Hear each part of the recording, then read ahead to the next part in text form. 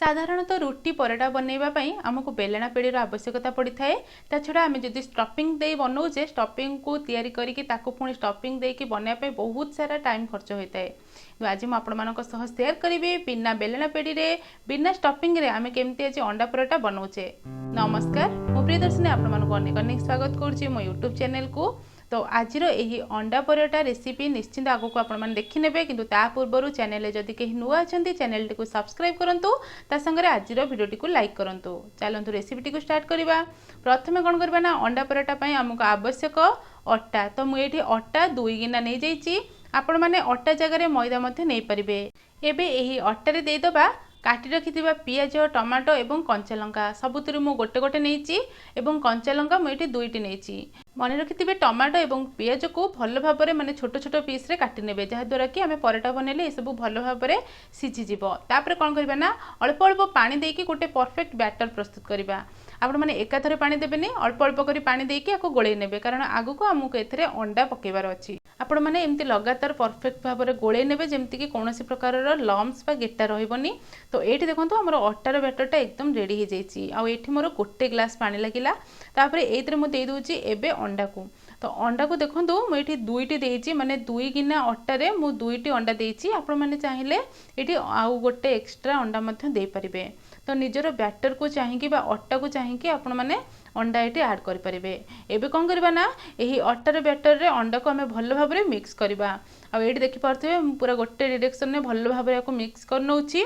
Colour देखिपे हल्का टिके yellow colour अच्छी। आठी आज मु हलदी यूज करनी कि आपण मैंने चाहिए हलदी यूज करें। तापर ये मुझे दे दूची टिके बढ़िया टेस्ट पाई गोलमरीच गुंड।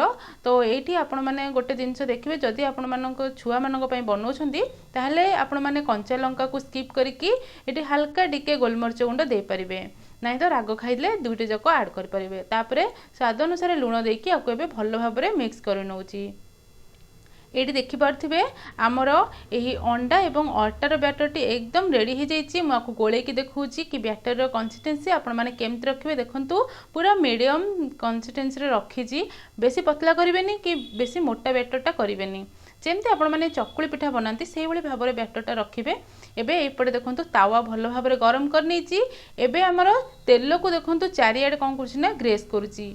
यही रेसिपीटी बनवाई आमको बेसी तेल आवश्यकता पड़ी न थाए।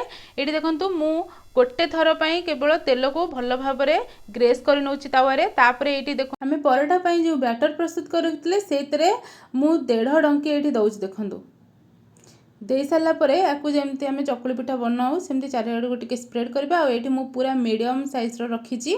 एबे कौन करबा ना स्पून साइज रे मु अर्ध चामच तेल देकी ताको चारि पाख सहित ऊपर मध्य हल्का टिके टिके दे दोची। एबे गोटे साइड सिझिबा पई बस 2 रु 3 मिनिट टाइम लागिबो। हमकु गैस रो फ्लेम को मीडियम टू लो रे रखिबार अछि। आ एठी देखंतु गोटे साइड हे गला परे मु आरो साइड मध्य उल्टे दोची माने दुई पट साइड हबा पई हमकु 2-4 मिनिट बस लागिबो। ये देखंतु तलपटा केते बढ़िया कलर आसी लागु जमती पूरा चकुली पिठा बनला भाया।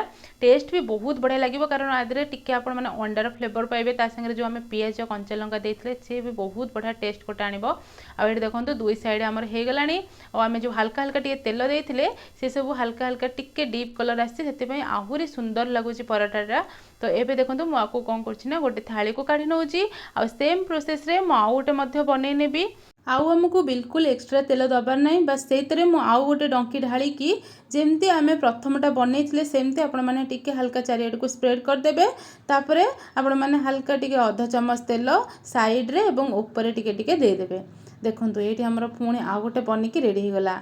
आर लुक भी आपण मैंने देखिपे केते बढ़िया लगुच। एवं ये देखंतु मु पूरा 2 रु 4टा एमती बनई नहीं। देखंतु ये आ सब गुड़ाक केते परफेक्ट कलर सहित केते सुंदर देखा जाउछ। सब गुड़ा बहुत ही पतला पतला होइछि।